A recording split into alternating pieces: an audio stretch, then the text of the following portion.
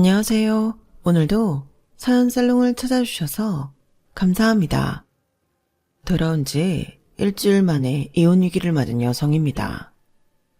인생은 한 방이라는 말 들어보신 적 있으시죠? 이건 저희 시어머니 인생 모토예요. 그렇게 인생 한 방을 외치던 시어머니는 현재 한 방 제대로 맞고 교도소에 계십니다. 허황된 꿈을 가진 사람의 처참한 말로라고 할까요? 아무튼 이런 시어머니 때문에 저희 부부는 결혼 생활 시작부터 위기를 맞았어요. 어이없고 황당했던 그 순간들을 낱낱이 전해드릴게요. 남편과 저는 해외여행 중에 만났어요.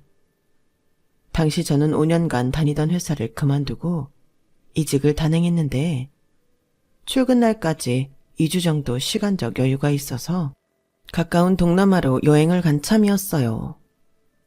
나트랑에 있는 리조트에서 3박 4일간 휴식을 취하고 근처 도시인 달라스로 떠날 예정이었죠.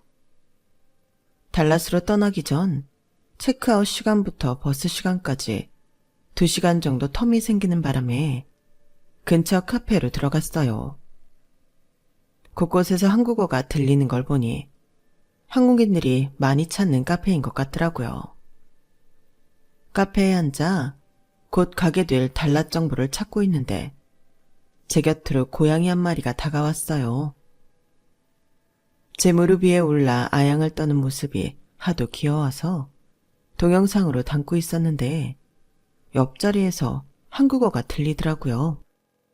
친구랑 영상통화를 하고 있는 한국인 여성이었어요. 건너편에 앉은 남자 완전 내 스타일인 거 있지?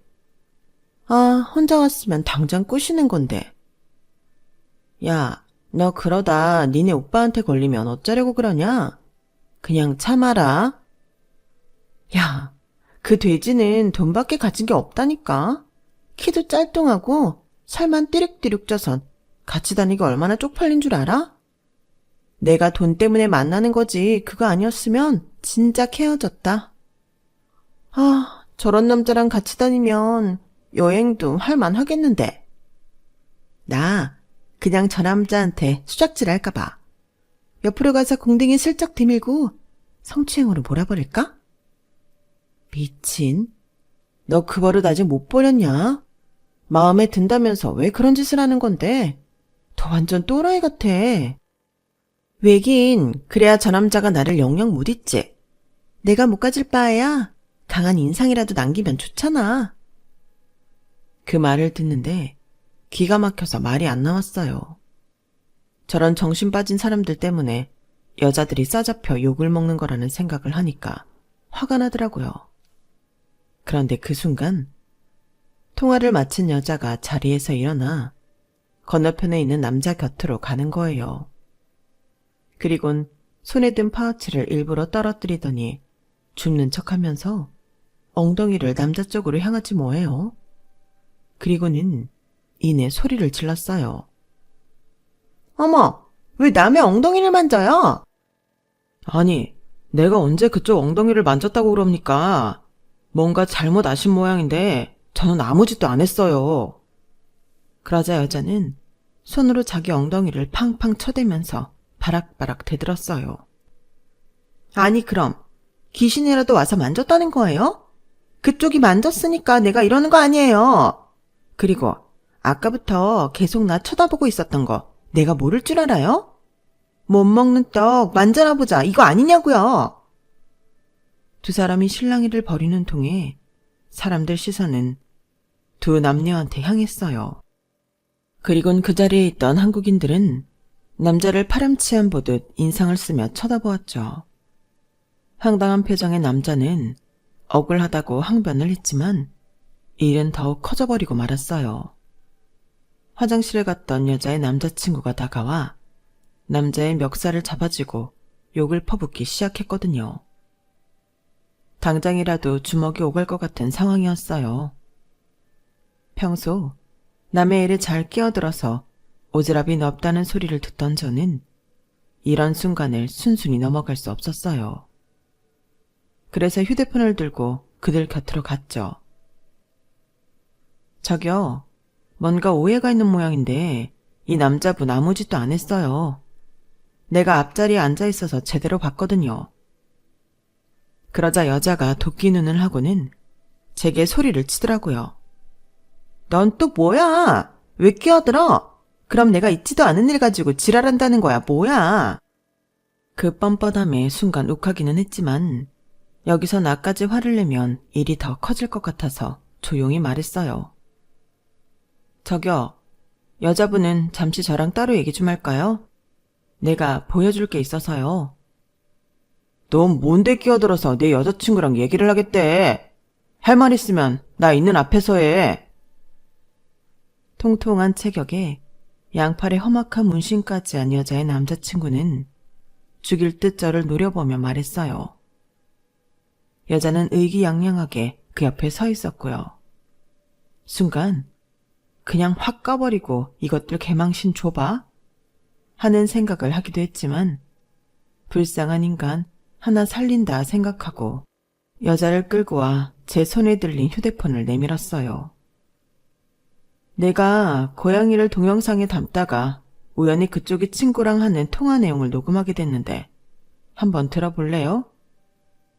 그리고는 동영상을 재생해 보여줬더니 여자가 화들짝 놀라며 동영상을 꺼버리더라고요. 그리고는 자기 남자친구한테 가서는 나가자고 팔을 끌어대더라고요. 당연히 남자친구는 왜 이러냐고 정색을 했죠. 오빠, 나 오빠랑 기분 좋게 여행하고 싶어. 그러니까 이번 일은 그냥 똥 밟았다고 생각하고 끝내자. 응? 오빠. 여자의 아양에 남자친구는 못 이기는 척 피식 웃고는 자리를 뜨려고 했어요. 그런데 이건 좀 말이 안 되는 상황인 거잖아요. 가해자가 자기 멋대로 일을 저질러 놓고는 피해자한테 사과도 않고 되려 똥 취급까지 한 거니까요.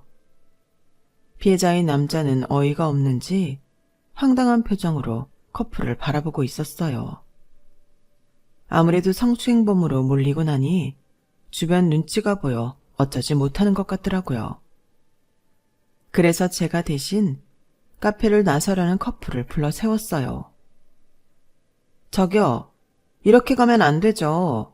그쪽이 잘못한 건데 피해자한테 사과는 해야 할 거 아닙니까? 저 이런 식으로 나온다면 나 동영상 넷상에 올리는 수가 있습니다. 제 말에 당황한 여자는 종종걸음으로 피해 남성한테 와서는 건성으로 미안하다고 말했어요.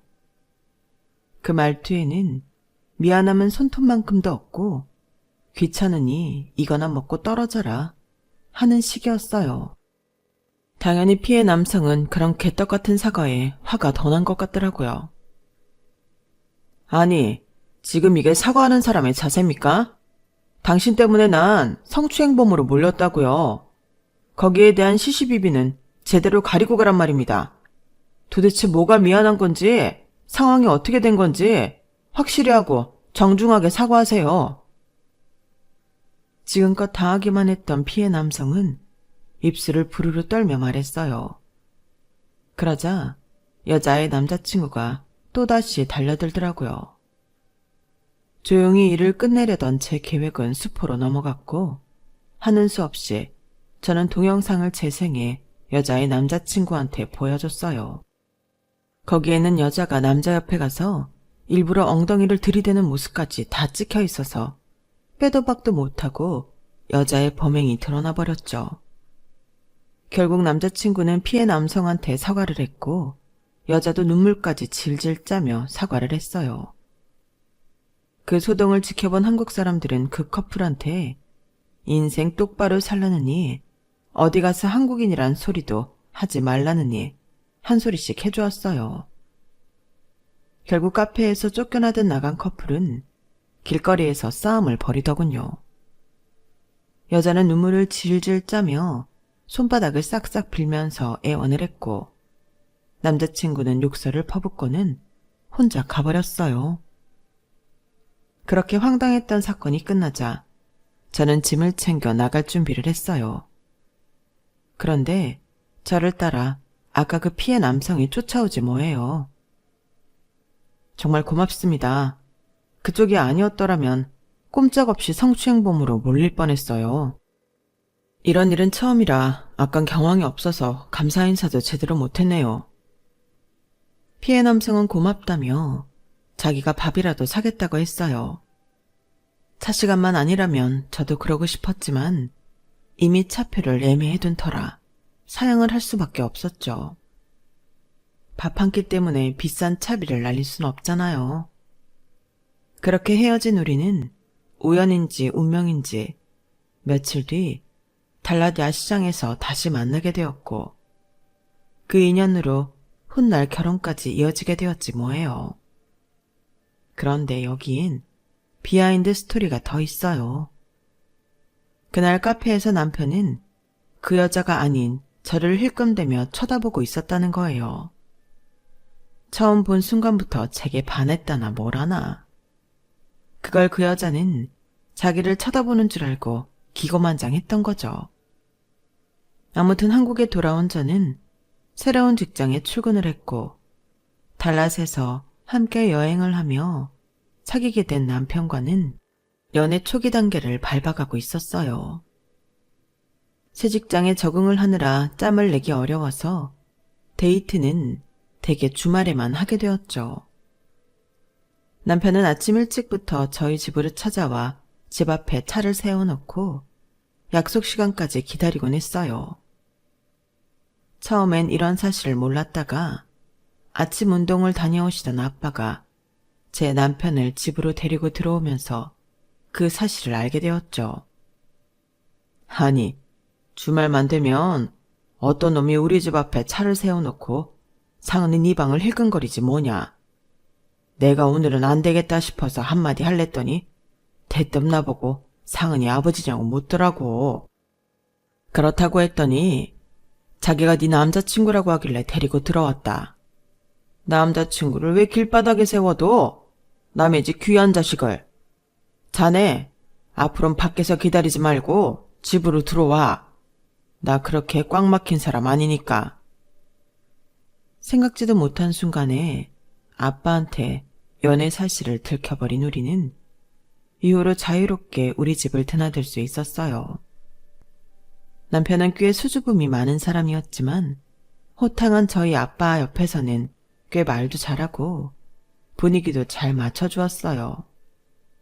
다른 사람은 몰라도 제 눈에는 남편이 엄청 노력을 하고 있다는 게 여실히 보이더라고요. 그래서 더 예쁘고 고마웠어요. 제가 중학생 때 엄마가 세상을 떠나시는 바람에 오랜 시간 딸 자식 하나만 보고 살아오신 아빠는 제 남편의 착하고 다정한 모습을 보시곤 안심을 하시는 것 같더라고요.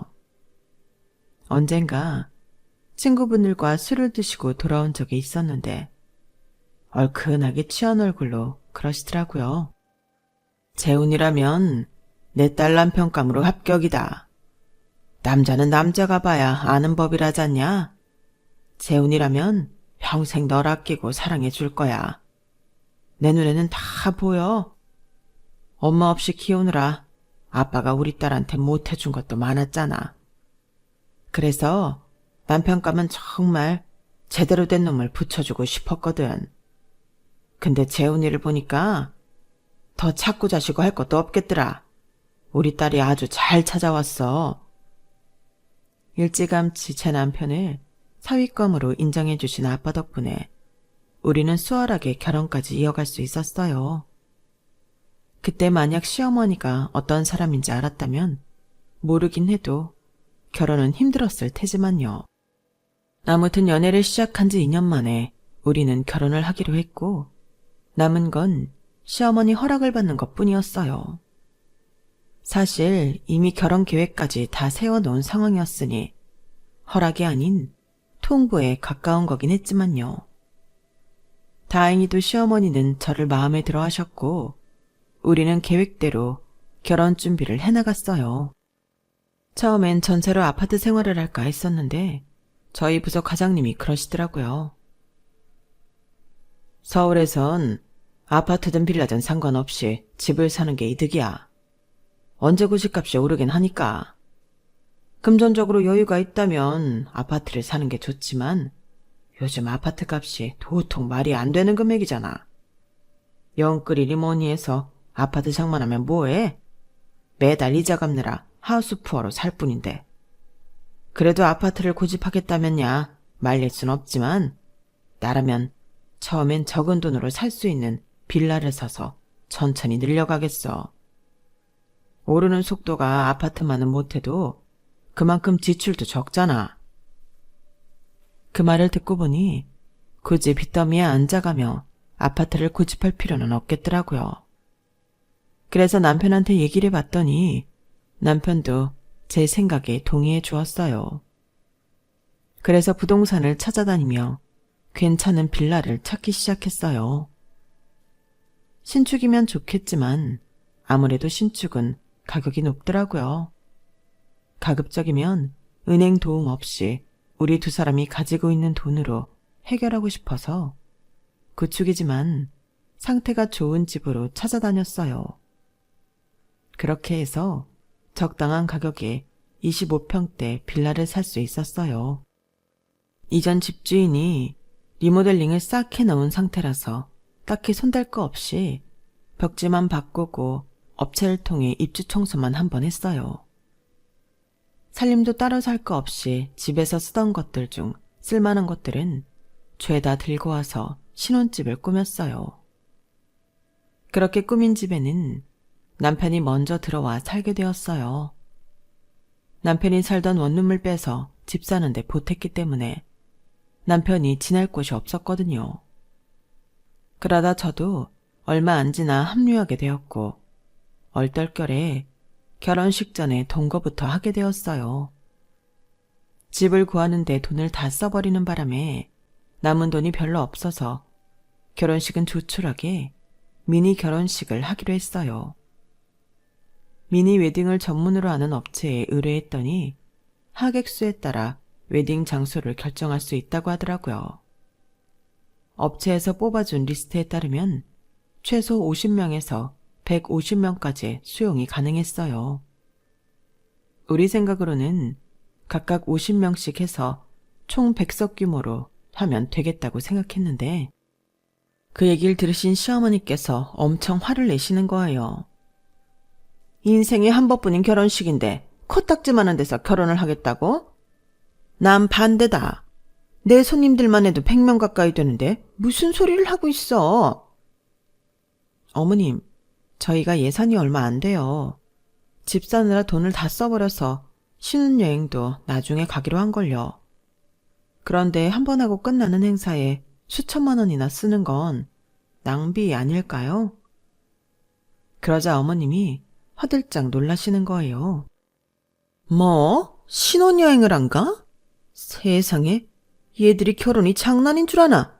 그렇게 구질구질하게 할 거 결혼은 뭐하러 해? 난 정말 동네 창피해서 내 아들 결혼한다는 소리도 못하고 다니겠다. 자존심 상해. 김 여사네 아들은 특급 호텔에서 결혼식을 한다는데 그런 사람들한테 어떻게 청첩장을 돌려? 내가 정말 니들 때문에 살 수가 없다. 어머님, 정 그러시면 어머님이 돈 좀 보태주세요. 저희는 정말 더는 돈이 없어서 그래요. 얘가 말하는 것 좀 봐. 너 나한테 돈 맡겨놨니? 웃기네 정말. 그리고 돈 빌려주고 싶어도 못 줘. 이번에 괜찮은 상품이 나와서 이달치 생활비까지 몽땅 주식에 넣어뒀거든. 어머님, 요즘 주식 상황도 안 좋은데 어쩌시라고 그러세요. 그러다 잘못되면 정말 큰일 나요. 너 지금 나 망하라고 곡하는 거니? 재수없게 왜 이래 정말. 네가 뭘 몰라서 그러는 모양인데 인생은 한 방이다. 구질구질하게 푼돈 가지고 벌벌대면서 살면 평생 그러고 살게 돼. 난 제대로 한 방 터뜨려서 말년은 호화롭게 살다가 죽을 거야. 그때 돼서 부러워하지나 마. 시어머니는 얼어 죽을 인생 한방 타령을 하시며 최소 300석 규모가 아니면 결혼식에 참석 안 하시겠다고 하셨어요. 그러니 어쩔 수 있나요? 할 수 없이 조금 더 큰 웨딩홀에서 결혼식을 올리게 되었죠. 그 바람에 대출을 받아야 하나 고민했는데 아빠가 그 돈을 대신 내주셨어요. 안 그래도 너 결혼할 때 주려고 그가 모아둔 돈이 있다. 이거 가지고 가서 예식장도 잡고 신혼여행도 가거라. 평생 기억에 남는 순간인데 돈 때문에 하고 싶은 거 못하면 얼마나 억울하니. 그러니까 가져가서 마음껏 써. 남으면 비상금으로 가지고 있고. 아빠 혼자 두고 시집을 가는 것도 죄송한데 이렇게 도움까지 받게 되니 기분이 좀 그랬어요. 그러면서 한편으론 이래서 시부모란 친정부모가 다른 거구나 싶더라고요. 협소한 예식장은 탓하면서 결혼자금 보태주겠다는 말은 한마디도 없는 시어머니와 저희 아빠가 너무 비교가 됐거든요. 그래서 기혼녀들이 시댁에 시자만 들어가도 치를 떠나보다 했어요. 아빠 덕분에 식장도 큰 데로 잡고 신혼여행도 떠날 수 있게 되자 남들 하는 것처럼 제법 그럴듯한 결혼식 모양새가 났어요. 그런데 막상 결혼식 당일이 되니 어머님 앞으로 오신 하객 수가 채 20명도 안 되지 뭐예요. 그래서 식장의 반도 못 채운 채 식을 올려야 했어요. 사람들 앞이라 화는 낼 수 없었지만 속으로는 열통이 터지더라고요. 식장 바꾸면서 추가된 금액이면 신혼여행 경비를 제외하고도 남을 정도였거든요. 그런데 그게 끝이 아니었어요. 패백을 드리고 뒤늦은 점심을 먹고 있는데 어머님이 찾아와 그러시는 거예요. 예, 내 앞으로 온 손님들 축의금은 내가 가져가도 되지? 어디까지나 날 보고 온 내 손님이니까. 그 말에 헛웃음이 났지만 안 된다고 하기도 좀 그랬어요. 그래서 그러시라고 했더니 나중에 보니까 제 남편 앞으로 온 손님 축의금까지 더 챙겨서 가져가셨더라고요. 저희 시댁 형편이 그리 어려운 편은 아닌데도 어머님이 그렇게 돈에 집착하시는 데는 이유가 있어요. 언제 올지 모를 인생의 한 방을 위해 주식에 투자하기 위함이었죠. 남편 말을 들어보니 아버님이 살아계실 때 이런 이유로 어머님과 자주 다투곤 하셨다더라고요. 저희 아버님은 착실히 일해서 돈을 모으는 타입이었고 저희 어머님은 복권이나 투기로 1억 천금을 얻길 바라는 타입이었거든요. 아버님이 교통사고로 돌아가시면서 받았던 사망보험금도 어머님은 주식에 투자를 하셨어요. 그래도 운 좋게 상한가를 몇 번 치면서 총 1억 가까이 버셨다고 하더라고요. 단순히 운이 좋았던 거지만 어머님은 이게 시작이라고 생각하셨던 것 같아요.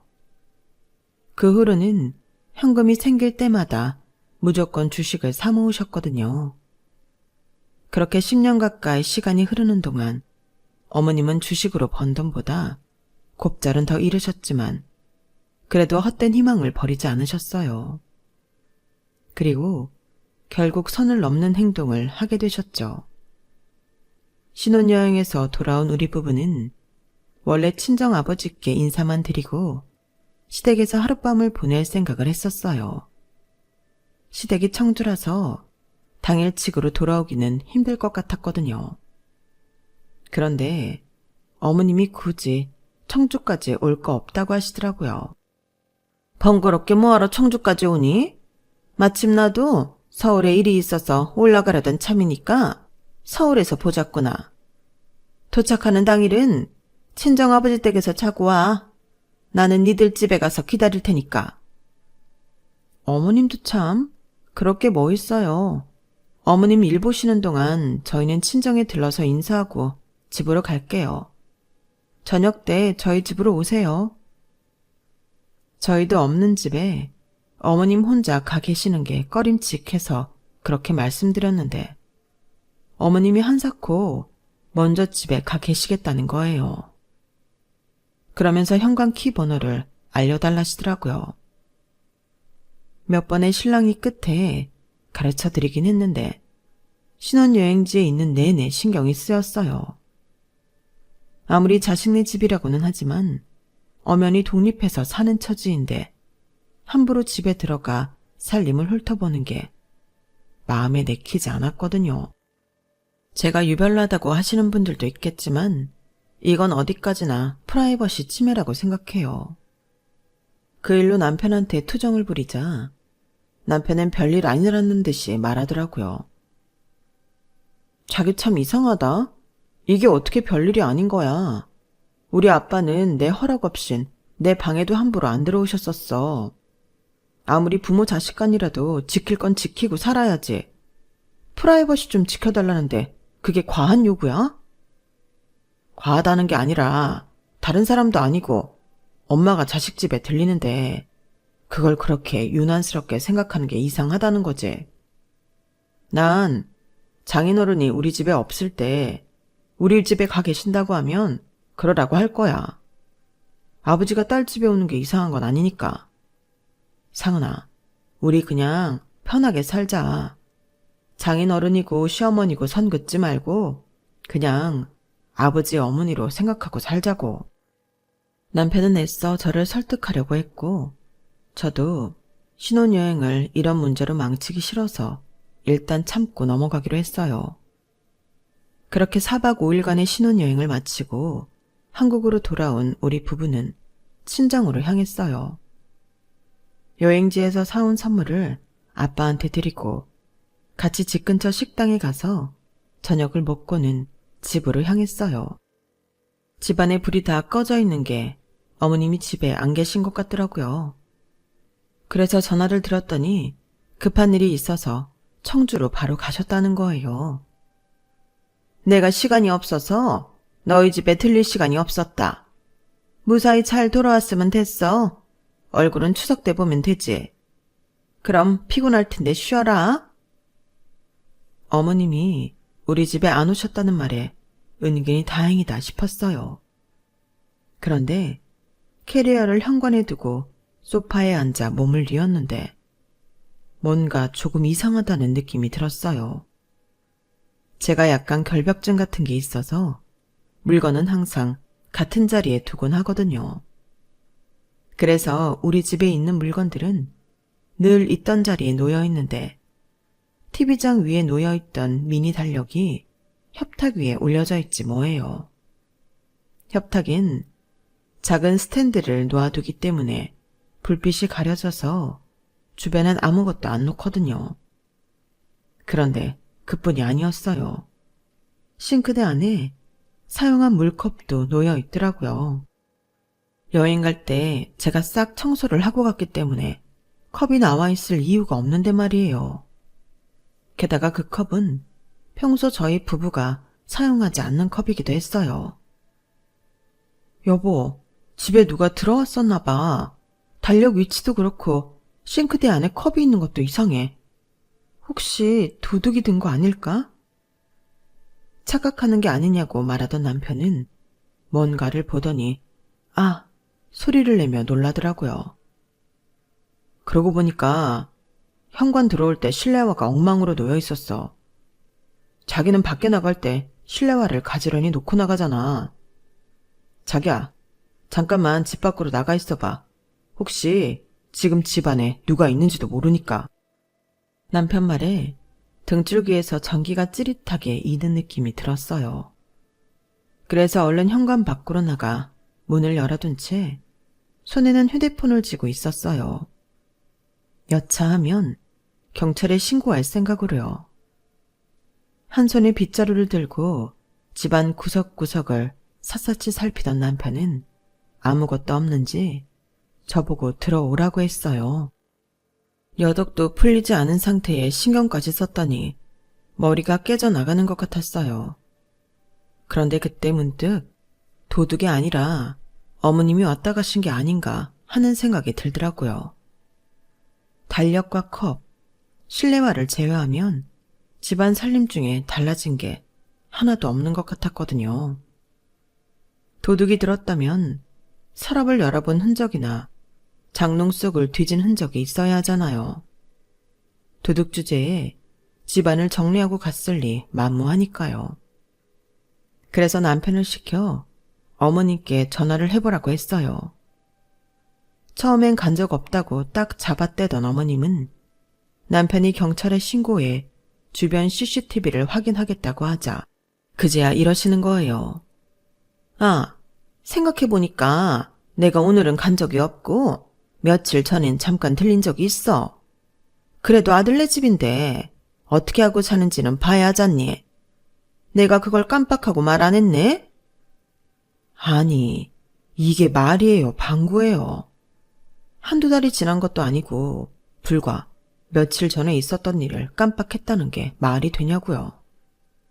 정말이지 뚜껑이 열릴 만큼 화가 났지만 그럴 기운도 없어서 입을 다물었어요. 그랬더니 남편이 오히려 더 자기 엄마한테 화를 내더라고요. 아무래도 제 눈치가 보여서 그랬던 것 같아요. 한바탕 몰아쳤던 도둑소동은 그렇게 끝이 났어요. 그런데 아직 끝난 게 아니었더라고요. 글쎄 저희 집으로 난생 처음 듣는 금융업체에서 대출 확인서라는 게 날아온 거예요. 요즘엔 이런 식으로 사기를 치는 사람들이 있나 싶어서 구겨버리려는데 거기에 저희 집 주소와 시어머니 이름이 적혀있지 뭐예요. 그래서 서류에 적힌 번호로 전화를 했어요. 그랬더니 글쎄 우리 집을 담보로 시어머니가 3천만 원이나 대출을 받았다지 뭐예요. 그게 무슨 소리예요? 우린 집을 담보로 빌려준 적이 없는데요. 본인도 아니고 시어머니가 어떻게 자식 집을 자기 마음대로 담보 삼아 대출을 받아요. 말도 안 되는 소리 하지 마세요. 그러자 업체 직원은 혀를 차며 그러는 거예요. 그건 자기 알 바 아니고 자기네는 우리 시어머니한테 부동산 문서랑 저희 부부 주민등록 등본 그리고 인감증명서 거기다 위임장까지 다 받고 대출을 진행했다고요. 대출 날짜를 물어봤더니 저희 결혼식 바로 다음 날이더라고요. 어머님께 현관키 번호를 알려드린 그날이었어요. 저희가 없는 사이 저희 집에 들어와 안방 서랍에 있던 집문서와 인감도장, 각종 서류들을 훔쳐서 이 짓을 벌인 거였어요. 지금까지 시어머니한테 쌓인 게 많았던 저는 이번 문제만큼은 그냥 못 넘어가겠더라고요. 정말이지 그 순간엔 결혼이고 나발이고 다 때려치우고 갈라서고 싶었어요. 그래서 시어머니한테 전화해 소리를 질렀어요. 어머님이 우리 집을 담보로 대출받았다면서요? 어머님, 우리한테 어떻게 이럴 수가 있어요? 어떻게 우리한테 말 한마디 없이 이런 짓까지 벌일 수가 있냐고요? 이 집이 어머님 집이에요? 우리가 집 사는데 어머님이 10원이라도 보태준 적 있어요? 없잖아요.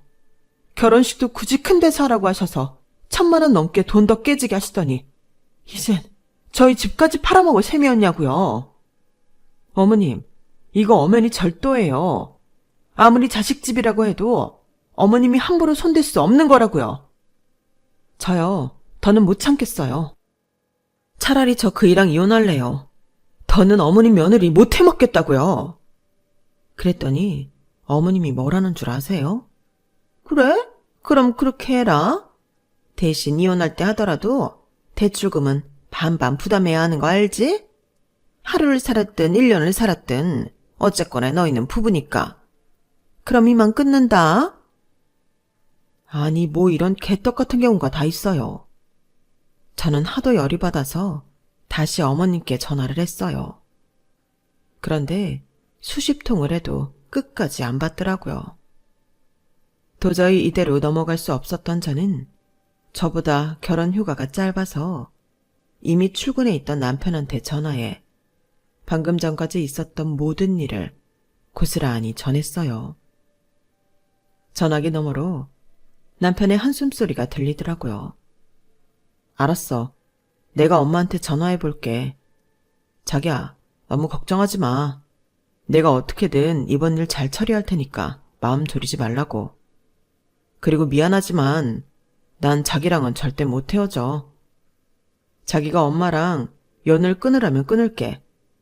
그치만 자기랑 헤어지는 건 못해. 난 자기 없이 못 산다고. 알겠지? 그러니까 이혼 얘기는 없었던 거다. 그래 줄 거지? 마치 버림받지 않으려고 기를 쓰고 달려드는 아이처럼 남편은 제가 전화를 끊을 때까지도 이혼은 안 된다고 울먹였어요. 그날 남편은 회사에 반차를 내고 본가로 내려갔어요. 그리고는 어머님과 단판을 짓고 돌아왔더라고요.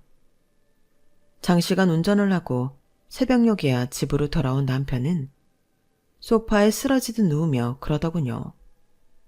대출금은 다 상환했고 대출 문서도 다 파기했다고요. 남편이 어떻게 돈을 받아냈는지는 모르겠지만 그렇게 어머님이 벌인 담보대출 사건은 마무리가 되었어요.